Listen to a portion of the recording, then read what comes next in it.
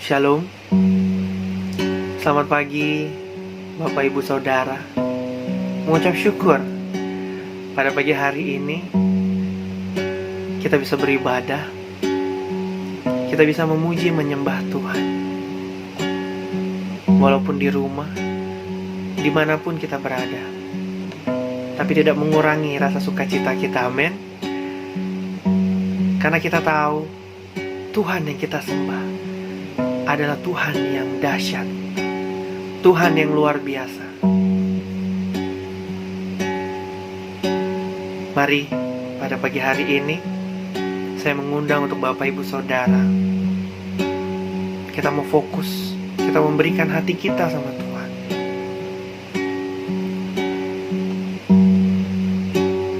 Walau sulit, walau berat, masalah begitu besar, tapi kita sanggup untuk menghadapinya. Karena kita tahu kita punya Allah yang sanggup melebihi masalah kita, lebih besar dari segalanya. Amin.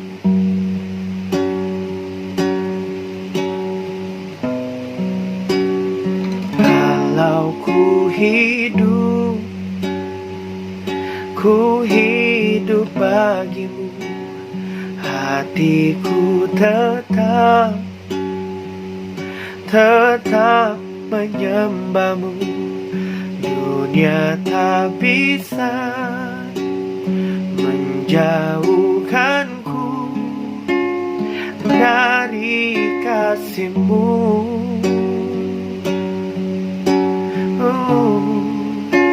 Selama ku hidup bagimu, mataku tetap memandangmu. Dunia tak bisa menjauhkanku dari kasih-Mu. Katakan Yesus, Yesus kau kebenaran yang menyelamatkanku, memberikanku hidup dan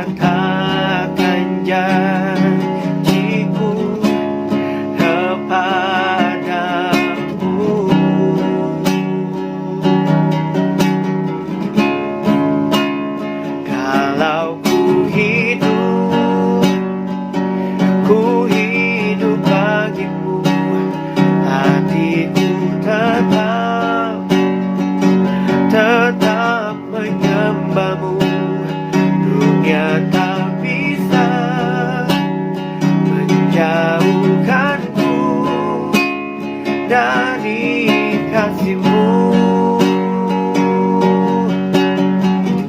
Selama ku hidup bagimu, mataku tetap memandangmu.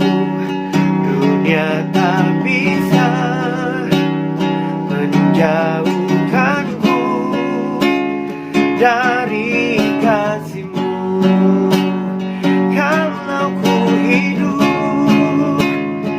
Kalau ku hidup bagimu, hatiku tetap menyembahmu.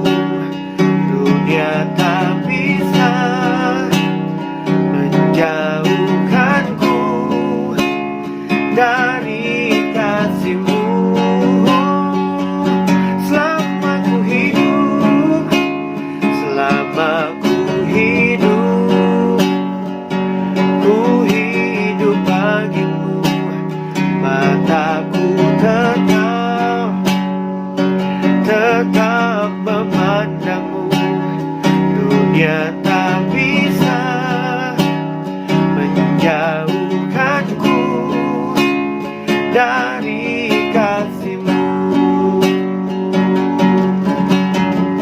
Oh, dunia tak bisa menjauhkanku dari kasih-Mu. Oh, dunia tak bisa, dunia tak bisa jauhkanku dari kasih-Mu. Oh, terima kasih Tuhan. Mari angkat syukur, mari angkat syukur-Mu. Katakan terima kasih. Oh, glory.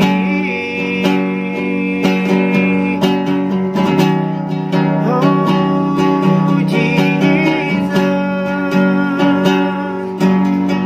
Kau Allah yang dahsyat, Kau Allah yang luar biasa. Glory, glory.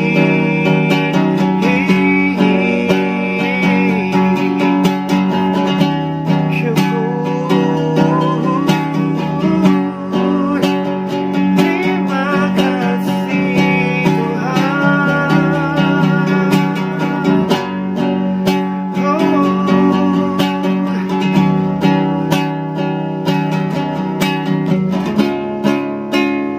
Kalau ku hidup bagi-Mu, hatiku tetap, amin, tetap menyembah-Mu. Dunia tak bisa menjauhkanku dari kasih-Mu. Selama ku hidup, selama ku hidup bagi-Mu. Mataku tetap memandang-Mu. Dunia tak bisa menjauhkanku dari kasih-Mu.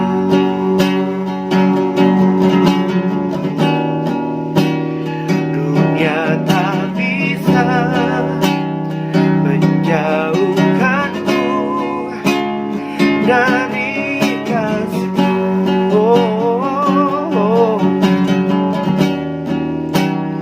dunia tak bisa menjauhkanku dari kasih-Mu.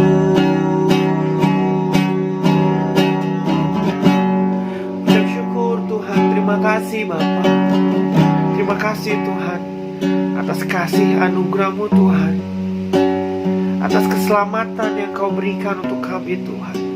Kasih karunia yang tidak pernah berhenti Tuhan dalam hidup kami Tuhan. Terima kasih Tuhan pada hari ini Tuhan, pada pagi hari ini Bapa. Kami mau menyiapkan hati dan pikiran kami Tuhan, untuk kami mendengar firman-Mu Tuhan. Ajar kami Tuhan, berikan kami hati seorang hamba yang selalu ingin belajar Tuhan. Biarlah hati kami boleh seperti tanah yang siap ditanam Tuhan. Biar firman-Mu boleh tertanam dalam setiap hati kami Tuhan. Ajar kami Tuhan. Kami siap mendengar Tuhan. Kami siap belajar. Hanya dalam nama Yesus, Juru Selamat kami yang hidup, kami siap belajar dan mendengarkan. Yang siap mendengarkan, mari katakan amin. Shalom Bapak Ibu Saudara-saudari terkasih di dalam nama Tuhan Yesus Kristus. Salam sejahtera bagi kita semua. Pada minggu ini kita sama-sama mempelajari kembali tentang hidup di dalam perkenanan Allah.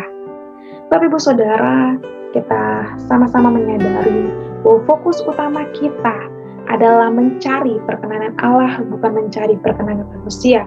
Tetapi pada kenyataannya kita masih melihat ada banyak sekali orang-orang yang tidak mengenal Tuhan. Bahkan orang-orang yang sudah mengenal Tuhan, tetapi hidupnya masih mencari perkenanan manusia. Di sekitar kita ada banyak sekali komunitas, mungkin kita juga bergabung di dalam suatu komunitas tertentu. Tapi kita bisa melihat juga di dalamnya, ada banyak juga orang-orang yang masih saja mencari perkenanan manusia. Contoh kecil di dalam suatu komunitas ibu-ibu arisan, ketika mereka berkumpul, satu ibu-ibu melihat ibu-ibu yang lain punya perhiasan, punya tas bermerek, dia nggak mau kalah. Ya, dia harus cari tas branded, ya, tas yang limited edition, supaya dia dikenal, diakui, dihargai oleh temannya. Kalau temannya juga pakai perhiasan 10 gram, dia harus yang 20 gram, 30 gram, atau dia bahkan tidak pakai emas lagi, dia harus pakai berlian. Dan mungkin kalau kita melihat ada bapak-bapak di dalam satu komunitas, temannya punya gadget terbaru, dia harus beli juga gadget terbaru yang paling canggih, yang paling keren. Karena ia ingin dikenal, ingin dihargai, dipandang oleh anggota di komunitasnya. Dan sangat disayangkan Bapak Ibu Saudara-saudari terkasih, jika hal ini terus-menerus dilakukan, tentunya ini akan merugikan dirinya, bahkan merugikan orang-orang di sekitarnya. Karena kecenderungannya orang-orang yang haus akan pengakuan, dia juga pasti akan menghalalkan segala cara agar keinginannya terpenuhi. Sehingga tidak heran kita boleh menjumpai, mendengar kabar, banyak sekali orang-orang terjerat dengan kasus korupsi, pencucian uang, perampokan, pemerasan, dan lain sebagainya. Sungguh sangat disayangkan. Dan tentunya ini sangat bertentangan dengan firman Tuhan. Bapak Ibu Saudara terkasih dalam Tuhan, kita menyadari bahwa kehidupan kita ini hanyalah sementara. Bahkan firman Tuhan berkata bahwa kehidupan manusia itu seperti uap yang sebentar saja kelihatan lalu hilang. Sehingga apa yang kita cari di dunia ini Bapak Ibu Saudara? Apakah kita mencari perkenanan manusia atau kita mencari perkenanan Allah? Rasul Paulus memberikan nasihat dan kesaksian hidup bagi jemaat Tuhan di Korintus. Dia berkata, sebab itu juga kami berusaha, baik kami diam di dalam tubuh ini maupun kami diam di luarnya, supaya kami berkenan kepadanya.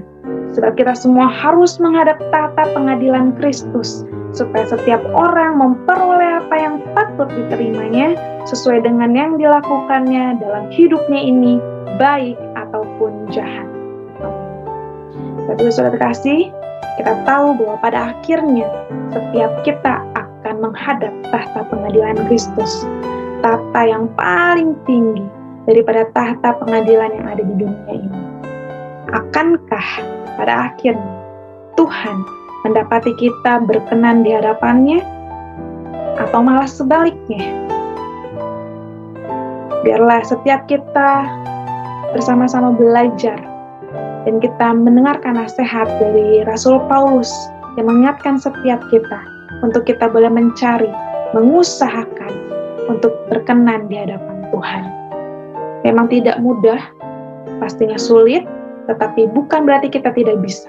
Karena kita tahu bahwa ada Roh Kudus yang Tuhan berikan di dalam setiap hati kita, memberikan kita kekuatan, pertolongan, menuntun kita untuk kita boleh berjalan di dalam kebenaran Tuhan. Biar setiap kita boleh mengambil kesempatan yang masih Tuhan berikan ini untuk kita bersama-sama berusaha mencari perkenanan Tuhan.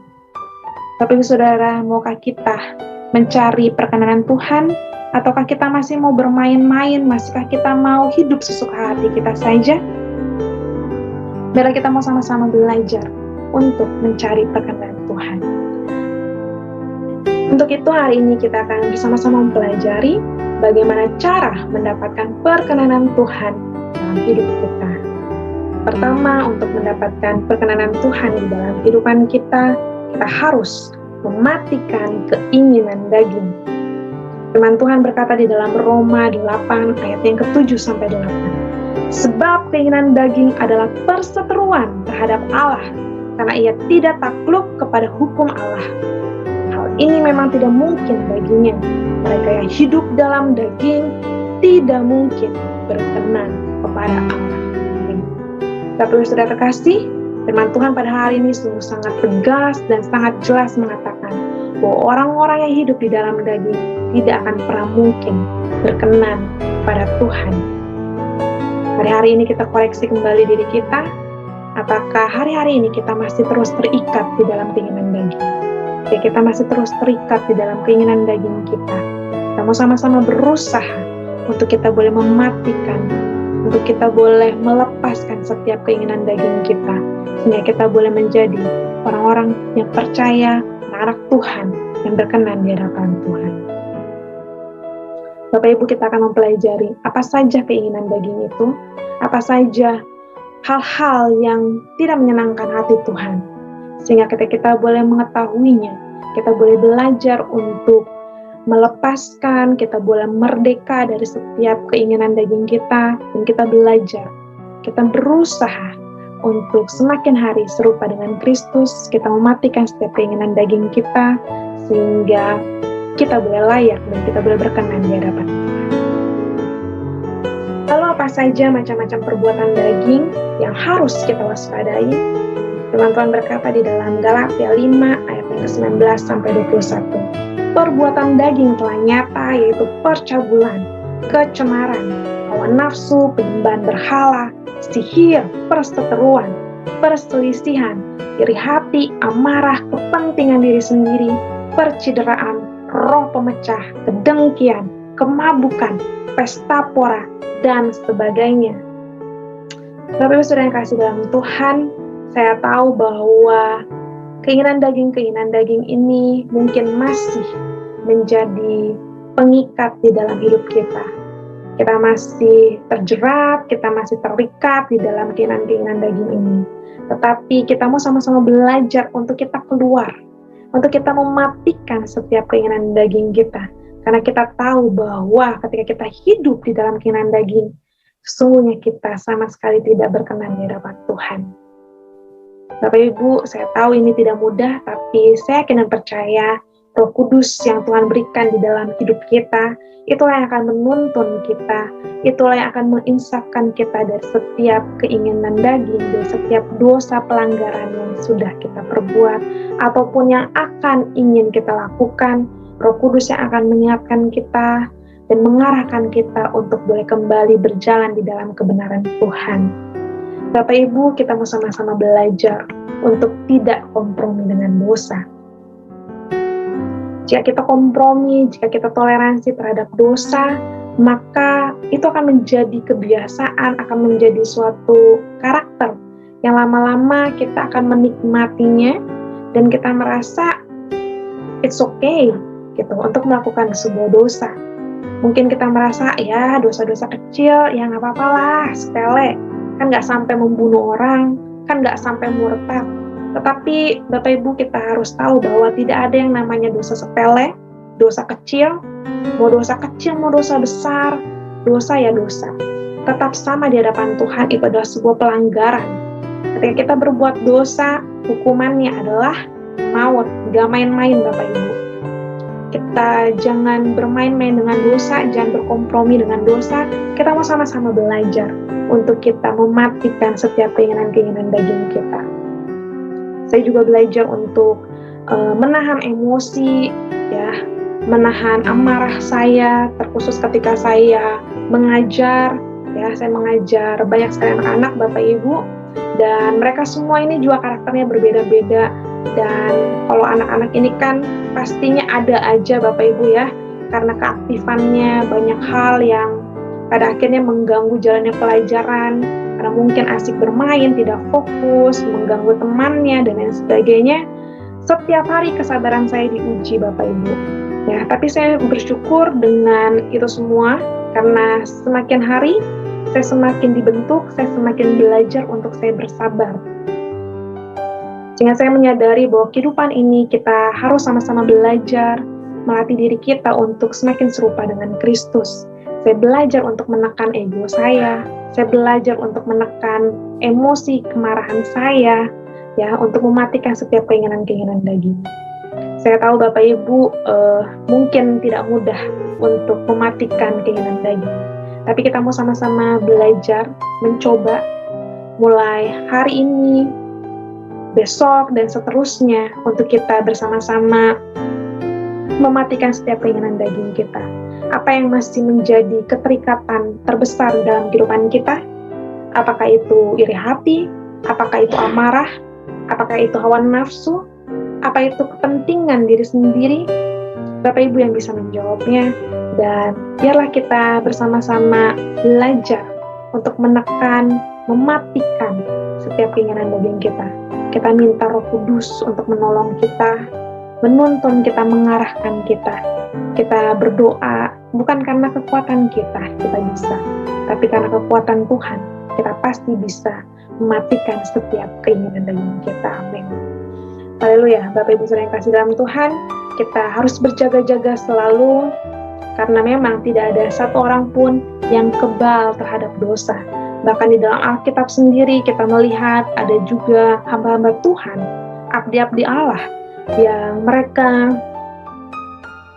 tidak hidup sungguh-sungguh di dalam Tuhan. Mereka juga masih jatuh di dalam keinginan dagingnya, sehingga kita harus sungguh-sungguh menyadari bahwa ketika kita melakukannya dengan kekuatan kita sendiri, kita nggak akan mampu, Bapak Ibu. Firman Tuhan di dalam Alkitab mengatakan bahwa ada Raja Daud yang jatuh di dalam dosa ketika dia berzina, lalu dia juga merencanakan pembunuhan, padahal dia adalah orang yang diurapi Tuhan. Ya, kita melihat juga ada Imam Eli, ya, dia juga jatuh ke dalam dosa pada akhirnya. Ya, Tuhan tidak berkenan kepada Imam Eli sebab ia membiarkan anak-anaknya hidup di dalam dosa.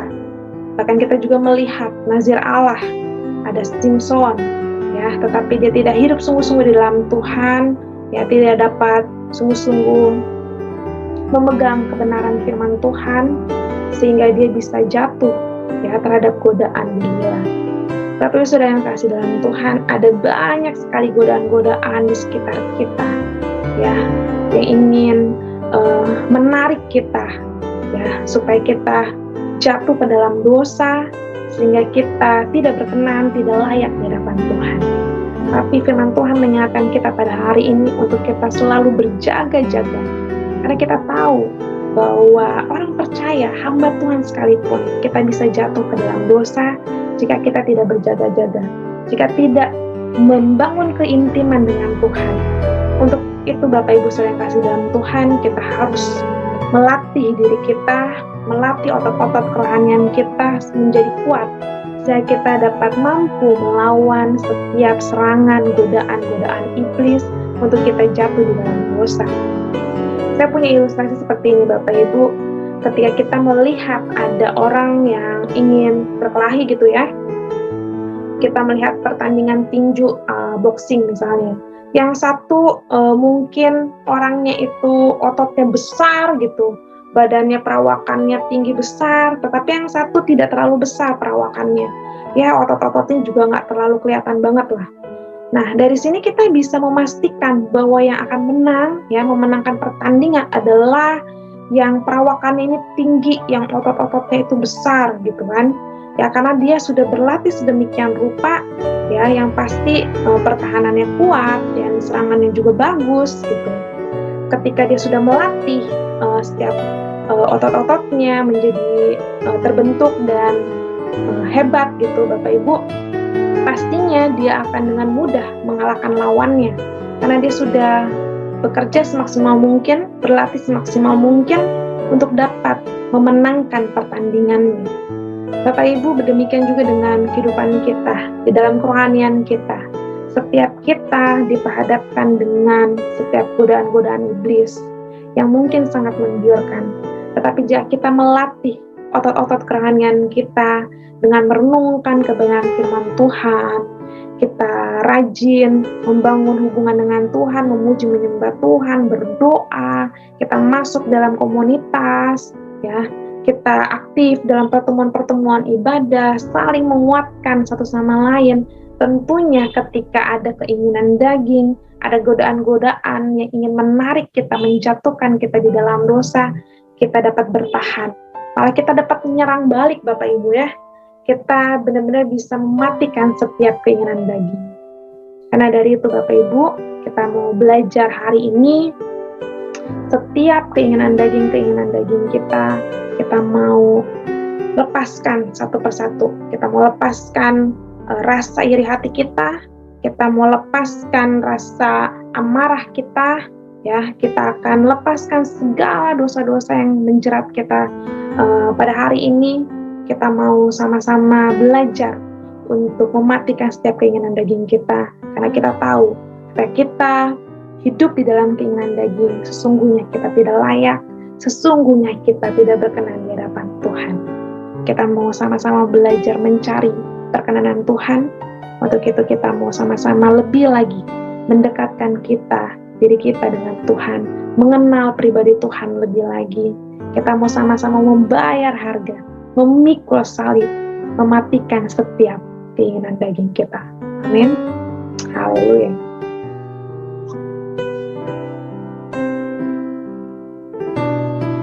Cara mendapatkan perkenanan Tuhan yang kedua adalah dengan memiliki gaya hidup seperti Kristus.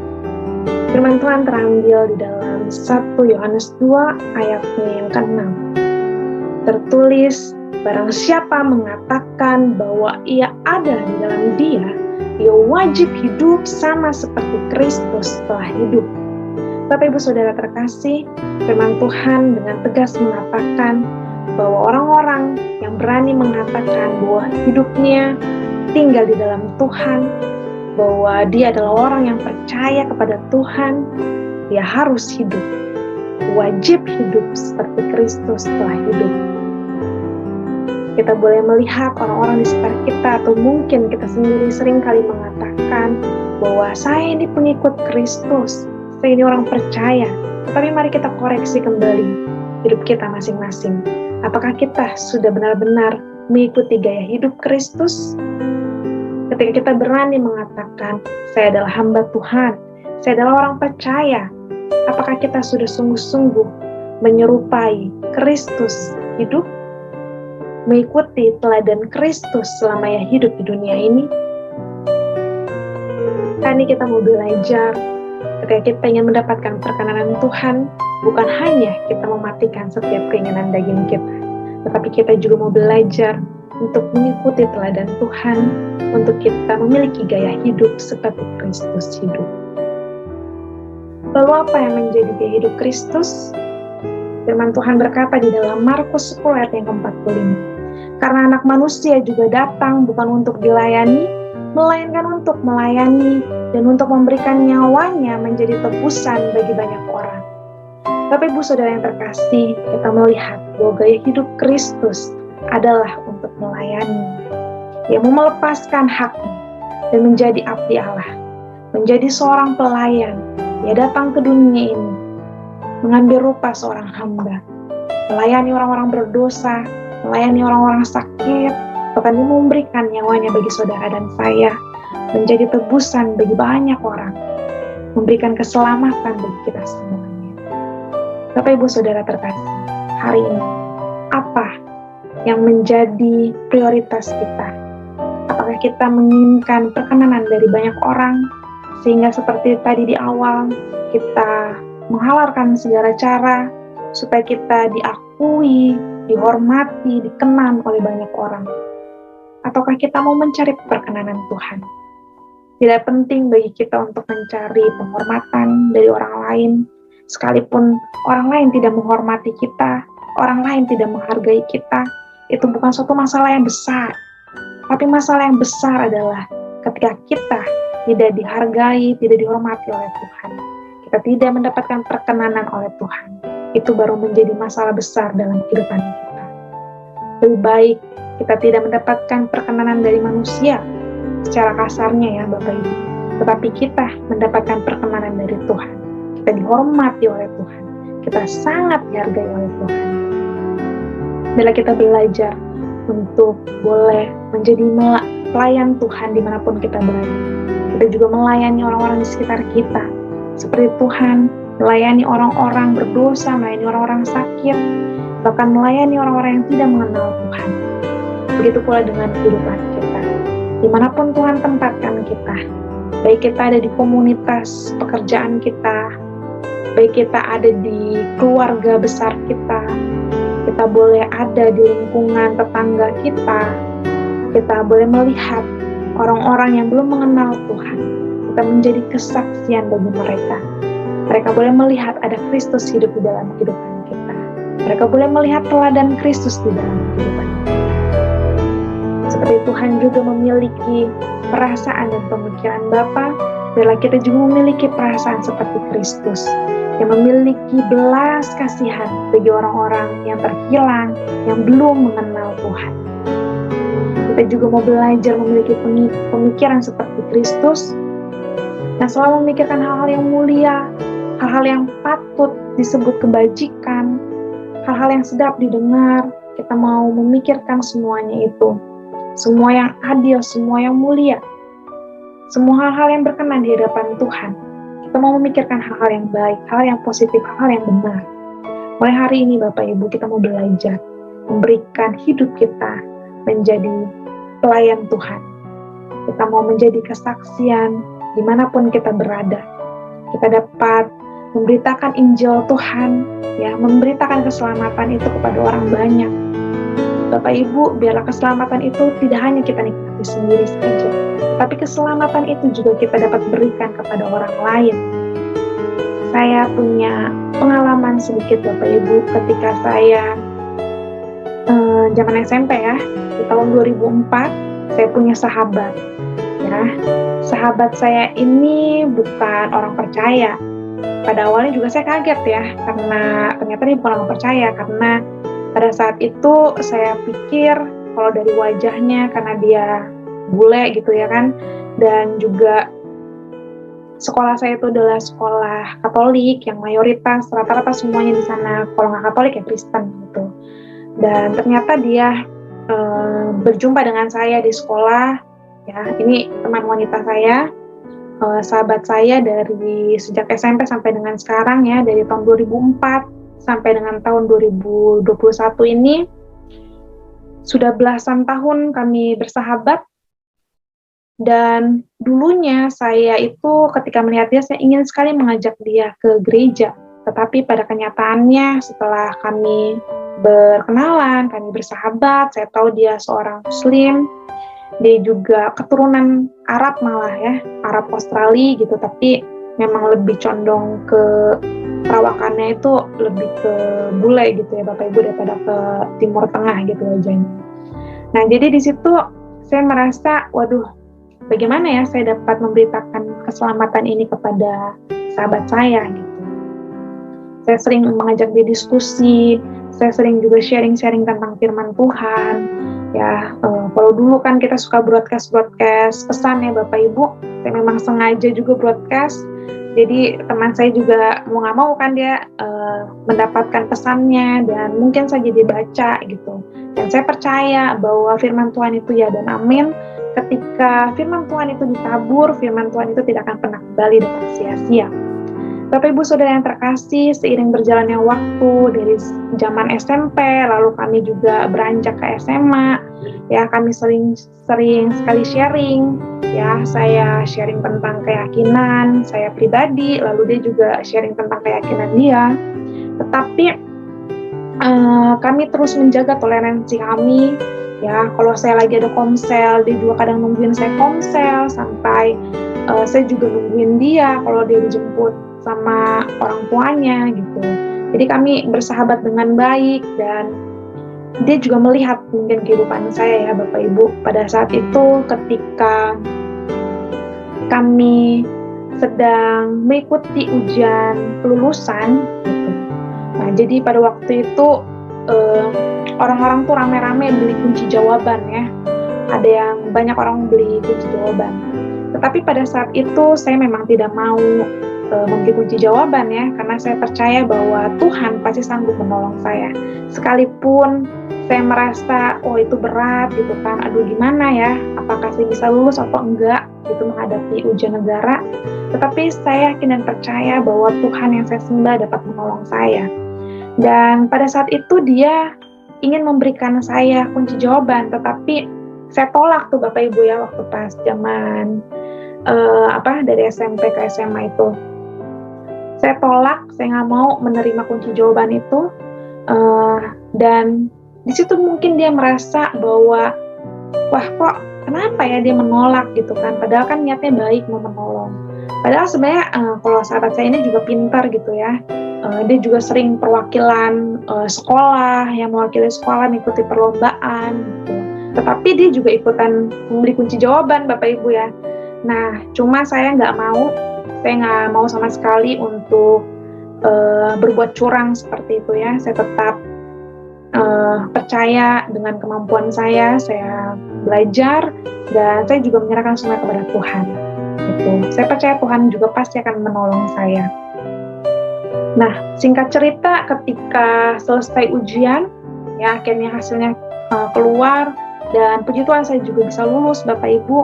Walaupun ada teman saya juga yang tidak lulus, gitu kan. Tetapi saya bersyukur bahwa Tuhan menolong saya, dan saya juga tetap menjalankan kebenaran firman Tuhan gitu. Saya tidak mengikuti teman-teman saya yang berbuat curang gitu kan. Dan mungkin itu yang dia melihat apa yang saya lakukan gitu. Mungkin itu menjadi berkat buat dia. Suatu ketika dia berkata kepada saya mau dong baca Alkitab kamu gitu.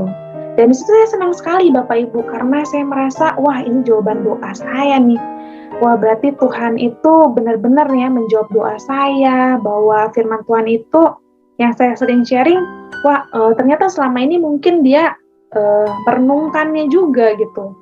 Dan saya senang sekali Bapak Ibu, saya udah mempersiapkan dari malam ya untuk masukin Alkitab ke dalam tas, sehingga besok pagi saya bisa kasih Alkitab saya kepada dia di sekolah. Tapi pada waktu pagi hari sebelum berangkat ke sekolah, diinfokan saya bahwa saya nggak perlu lagi deh Alkitab. Tadi malam saya udah sharing sama Aba. Aba itu bahasa Arabnya ayah ya. Dia panggil ayah itu dengan sebutan Aba. Saya udah sharing sama Aba. Jadi saya kayaknya nggak perlu lagi deh baca Alkitab. Soalnya saya sempat ragu katanya. Tapi di situ saya tidak berkecil hati Bapak Ibu. Saya tetap percaya bahwa suatu hari nanti dia boleh percaya juga kepada Kristus. Dan seiring berjalannya waktu, kami lulus SMA, kami kuliah, dia kuliah di universitas yang berbeda dengan saya, dia kuliah di salah satu universitas terbaik juga di Indonesia ya, di UI, dia juga menjadi perwakilan, dan dia tetap menjalankan agamanya dengan baik. Tetapi pada satu ketika saya juga masih sering sekali sharing firman Tuhan, pada saat ulang tahunnya, saya berdoa kepada Tuhan. Di dalam hati kecil saya ingin Tuhan mendatangi secara pribadi gitu ya, supaya dia bisa mengalami perjumpaan pribadi dengan Tuhan. Saya terus berdoa di dalam hati saya bahwa dia pada akhirnya dia boleh percaya kepada Kristus. Dan saat ulang tahunnya itu, saya seperti biasa ya Bapak Ibu berkomunikasi dengan dia, lalu dia juga beberapa waktu setelah hari ulang tahunnya itu kita masih berkomunikasi, tetapi pada hari yang keempat setelah ulang tahunnya, kalau saya tidak salah ingat 3 hari atau 4 hari setelah ulang tahunnya itu, saya mendapatkan kabar dari dia. Saya ingat sekali itu subuh sekitar jam-jam 3 ya, dia ada WhatsApp saya, dia katakan, "Dam, he is real." Dia panggil saya Damaris ya Bapak Ibu, saya Rika Damaris, dia panggil saya Dam, he is real ya. Yesus itu benar-benar ada, dan dia lagi peluk saya. Dia bilang dia lagi nangis karena dia merasakan Yesus itu memeluk dia. Bapak Ibu Saudara yang kasih dalam Tuhan, di situ saya benar-benar merasa, wow, luar biasa sekali ya pekerjaan Tuhan. Saya sudah melakukan bagian saya memberitakan kesaksian tentang firman Tuhan ya, dan saya juga berdoa, saya juga menjalankan kehidupan saya sebagai pengikut Kristus. Saya melakukan hal yang benar, ya, saya tidak mengikuti hal yang tidak benar, dan mungkin itu juga menjadi kesan tersendiri mungkin untuk teman saya, karena memang firman Tuhan berkata kita harus menjadi surat yang terbuka, kita harus mengikuti teladan Kristus sehingga orang boleh melihat Kristus di dalam kehidupan kita. Saya percaya Bapak Ibu, ketika saya sudah melakukan bagian saya, maka Tuhan akan melakukan bagiannya. Dan menurut saya 10 tahun itu, ya, bukan waktu yang singkat juga, tapi bukan waktu yang lama juga, ya. Tapi saya begitu bersuka cita karena pada akhirnya dia boleh menerima Tuhan sebagai Tuhan dan Juru Selamat yang hidup. Pada hari ini dia juga masih percaya kepada Kristus, walaupun saat ini memang sedang ada pergumulan bersama dengan keluarganya. Dia harus keluar dari rumahnya karena percecokan di dalam keluarganya ketika dia menerima Yesus, ya Bapak Ibu. Tetapi saya percaya Tuhan, Roh Kudus juga akan memberikan dia kekuatan. Tapi intinya di sini saya mau katakan Bapak Ibu, selama Tuhan masih memberikan kita kesempatan, dimanapun kita berada, baik tidak baik waktunya, kita harus berani memberitakan Injil keselamatan. Kita melakukan bagian kita, dan selebihnya kita percaya aja, pasti Tuhan melakukan bagiannya. Yang penting kita sudah melakukan apa yang kita bisa lakukan, kita sharing firman Tuhan mungkin, ya, kita berdiskusi tentang firman Tuhan, atau mungkin kita juga, yang lebih penting, kita melakukan bagian kita hidup di dalam kebenaran Tuhan, sehingga orang-orang juga boleh diberkati melalui kehidupan kita. Dan pada akhirnya, saya yakin dan percaya orang-orang yang tidak mengenal Tuhan dapat menjadi percaya kepada Tuhan, mereka diberkati melalui kehidupan kita. Bapak Ibu saudara yang kasih dalam Tuhan, mungkin di sekitar kita masih banyak orang-orang yang belum percaya kepada Tuhan. Bisa jadi itu adalah keluarga besar kita, tetangga kita, teman kita, atau siapapun itu. Tapi kita mau sama-sama belajar pada hari ini. Kita mengikuti teladan Tuhan, memiliki belas kasihan akan jiwa-jiwa yang terhilang. Kita mau melayani orang-orang yang sakit, orang-orang yang belum percaya kepada Tuhan. Kita mau sama-sama ada bagi mereka. Kita mau sama-sama memberikan waktu kita, memberikan tenaga kita untuk kita boleh melayani mereka. Hari ini kita juga mau belajar Bapak Ibu untuk kita bersama-sama menaati perintah dan melakukan kehendak Bapa. Saya tahu ini bukanlah hal yang mudah, tetapi saya yakin dan percaya bahwa Roh Kudus yang akan memberikan kita kekuatan juga untuk kita boleh hidup menaati firman Tuhan. Sama seperti Kristus telah menaati perintah Bapa, ia bahkan taat sampai mati di atas kayu salib. Ia mau menjalankan apa yang menjadi visi misi Tuhan, yaitu datang ke dunia ini dan memberikan nyawanya bagi saudara dan saya. Hari ini Bapak Ibu, kita mau sama-sama belajar juga untuk menaati setiap firman Tuhan. Kita mau belajar bersama-sama untuk mematikan setiap keinginan daging kita. Kita mau belajar bersama-sama melepaskan hak kita. Kita mau belajar bersama-sama hidup mengikuti teladan Kristus. Saya yakin dan percaya Bapak Ibu, dari hari ke hari kita belajar untuk menjadi serupa dengan Kristus. Kita memikul salib. Saya tahu untuk memikul salib dan menyangkal diri itu bukanlah perkara yang mudah. Tetapi sekali lagi saya mau ingatkan kita semua bahwa ketika Roh Kudus ada di dalam hati kita, itulah yang akan memberikan kita kekuatan. Itulah yang akan menuntun kita, mengarahkan kita, supaya kita tetap dapat hidup di dalam kebenaran Tuhan. Jangan putus asa Bapak Ibu, jangan patah semangat. Mungkin beberapa kali kita masih jatuh di dalam keinginan daging kita, di dalam dosa. Tetapi kita bisa saja jatuh, tetapi jangan kita hidup di dalamnya. Berbeda ya Bapak Ibu, jatuh di dalam dosa dengan hidup di dalam dosa. Ya mungkin kita sekali jatuh, tetapi kalau kita jatuhnya berkali-kali, jatuhnya juga disengaja, itu artinya kita hidup di dalam dosa, kita menikmati dosa itu. Jangan sampai kita menikmati dosa. Mungkin sekali kita jatuh, tetapi kita harus bangkit. Kita tahu bahwa Tuhan akan memberikan kita kekuatan, Roh Kudus akan mengingatkan kita, Roh Kudus akan membangkitkan semangat kita untuk kita boleh hidup di dalam kebenaran Tuhan. Hari ini Bapak Ibu, biarlah firman Tuhan ini menjadi kekuatan bagi setiap kita. Kita mencari perkenanan Tuhan, bukan mencari perkenanan manusia. Karena seperti yang tadi sudah kita pelajari di awal, bahwa kehidupan kita di dunia ini hanyalah sementara. Seperti uap yang sebentar saja kelihatan lalu lenyap. Kita akan mempertanggungjawabkan setiap perbuatan kita, baik itu yang baik, baik itu yang jahat, di tahta pengadilan Kristus. Akankah ketika kita berada di tahta pengadilan Kristus, Tuhan mendapat di hidup kita berkenan di hadapannya, atau malah sebaliknya? Biarlah kita mau sama-sama belajar pada hari ini untuk hidup berkenan di hadapan Tuhan. Kita mau belajar mematikan setiap keinginan daging kita.